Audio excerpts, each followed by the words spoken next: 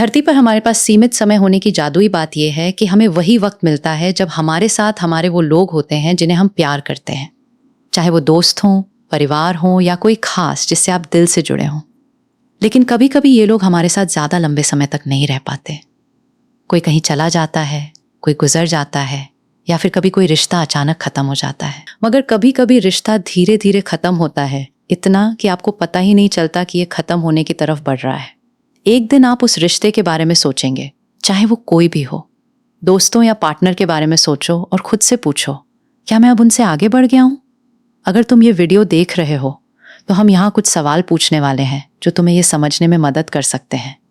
क्या वो किरण अभी भी बची है? रिश्ता चाहे दोस्ती हो या लव लाइफ, उसमें नज़दीकियाँ और प्यार उतार चढ़ाव आते रहते हैं, इसलिए अभी निराश मत होना।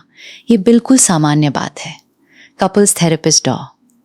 ब्रूस टॉलमर ने अपनी किताब रेगनाइटिंग द स्पार्क में बताया है कि क्यों स्थिर रिश्तों में इंटीमेसी खत्म होती है और उसे कैसे वापस पाएं। रिश्ते या तो आग की तरह जलकर खत्म होते हैं या बर्फ की तरह ठंडे होकर। चलिए देखते हैं कि ब्रूस टॉलमर के मुताबिक किसी रिश्ते का आइसिंग यानी ठंडा पड़ जाना कैसा होता है। असल में उस रिश्ते में जो जुनून था वो खत्म हो चुका होता है। अब बहस करना भी फिजूल सा लगता है। शारीरिक करीबियत खत्म हो गई होती है।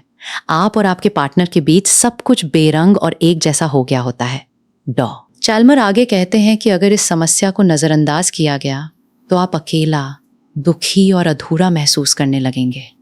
इसका समाधान है बातचीत को फिर से बहाल करना और करीबियत की तलाश करना।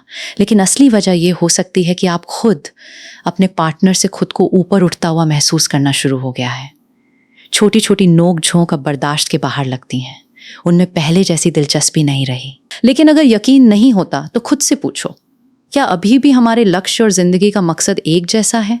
जैसे जैसे हम खुद के बारे में और जानते हैं और नई चीज़ों में दिलचस्पी लेते हैं, हमारे लक्ष्य भी बदलते रहते हैं। उदाहरण के तौर पर रिलेशनशिप में शुरुआत में ये समझ बनी थी कि दोनों बच्चों को नहीं चाहते, लेकिन समय के साथ तुम्हारे विचार बदल सकते हैं। समझ जाओ कि असल में तुम चाहते हो कि तुम्हारे बच्चे हों। जैसे ही तुम्हें अपने अंदर ये बदलाव महसूस हो, इसे तुरंत बातचीत में लाना चाहिए, क्योंकि इसे टालने की भी एक सीमा होती है।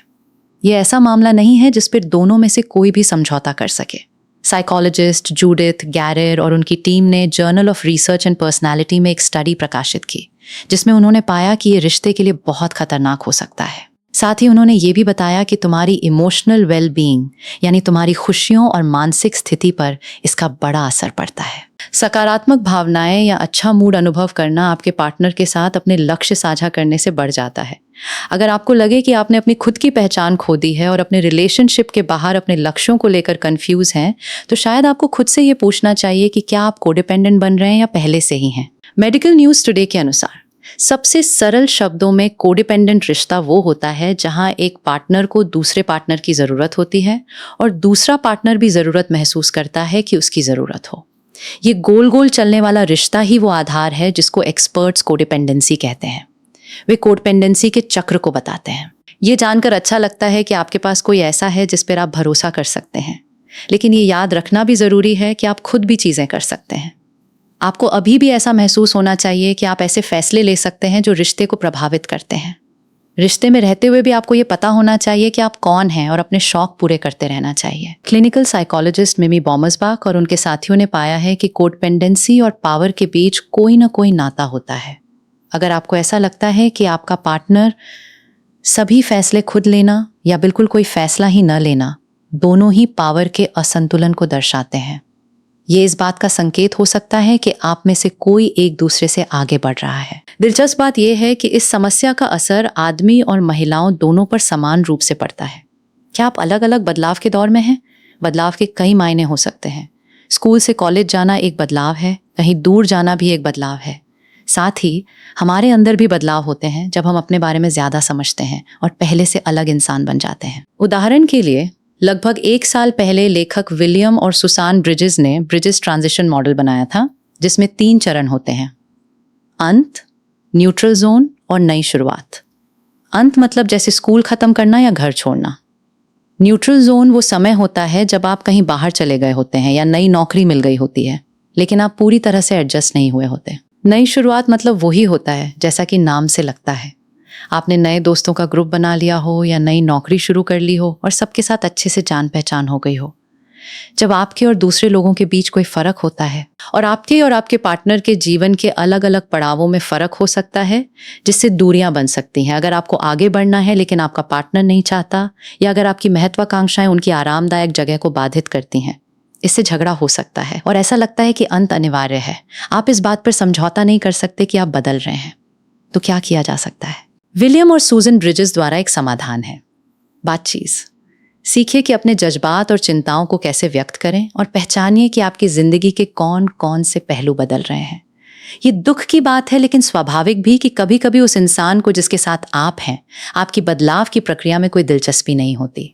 ये सब आखिर में एक ही बात दर्शाता है कि आप अपने रिश्ते से आगे बढ़ रहे हैं। और संवाद का तरीका हर किसी के लिए काम नहीं करता, क्योंकि आपको खुद से ये पूछना होगा कि क्या आप थकान महसूस कर रहे हैं।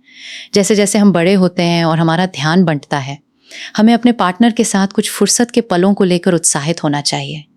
क्लिनिकल सोशियोलॉजिस्ट रुला अलसवालका बताती हैं कि जैसे जैसे जोड़ा बढ़ता है, बर्नआउट होने की संभावना बढ़ जाती है और ये कई तरह की समस्याओं से हो सकता है, जैसे कि भावनात्मक थकान, काम से दबाव और अपनी शादीशुदा जिंदगी की ज़रूरतें, खासकर भावनात्मक ज़रूरतें पूरी न कर पाना। ये उस बात से अलग होता है कि आपको अपने पति या पत्नी में अब दिलचस्पी या आकर्षण कम हो गया हो, बल्कि ये असली में उनके पास रहते हुए पूरी तरह थकावट महसूस करना होता है। आपका पार्टनर आपकी ज़िंदगी को आसान बनाने की बजाय और ज़्यादा थका देने वाला बन जाता है। आखिर में हम फिर से ब्रूस चैल्मर की बात करते हैं और उनके फायर स्टाइल की ओर लौटते हैं। डिस्ट्रक्शन यानी रज़रूशेनिये आपके रिश्ते को ख़त्म कर देगा।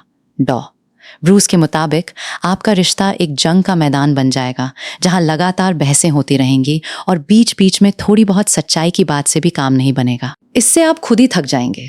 अगर आप अपने पार्टनर से अक्सर लड़ रहे हैं तो खुद से ईमानदार रहें और उन लड़ाइयों की जिम्मेदारी लें जो आपने शुरू की हैं। इस तरह की ज़िंदगी जीना बहुत हेल्दी नहीं है और ये उसी सारी समस्याओं का नतीजा है जिनके बारे में हमने इस वीडियो में बताया है। अगर आपने अपने पार्टनर से अपनी चिंताएं शेयर करने की कोशिश की हैं और अभी भी ऐसा लग रहा है कि आप दोनों के बीच कोई दूरी आ गई है, या शायद आप उस रिश्ते से बढ़ चुके हो, किसी से अलविदा कहना मुश्किल होता है, खासकर जब आप लंबे समय तक साथ रहे हो। लेकिन किसी को जाने देना भी बढ़ने की प्रक्रिया का हिस्सा होता है।